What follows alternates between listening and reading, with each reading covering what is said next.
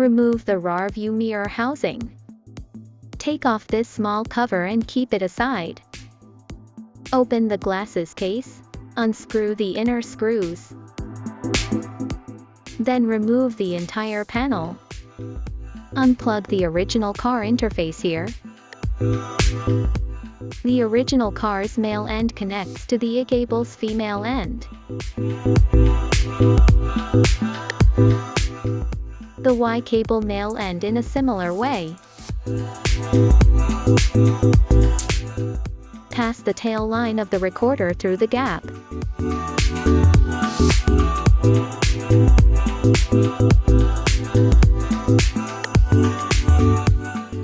Install the dashcam cover back. Connect the Y cable's triple plug to the dashcam tail cable.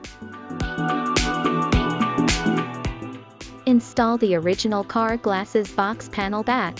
Tighten the screws.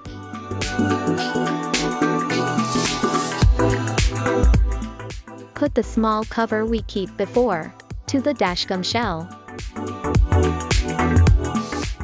Now start the car. The dashcam indicator lights up in blue. Dashcam installation was finished.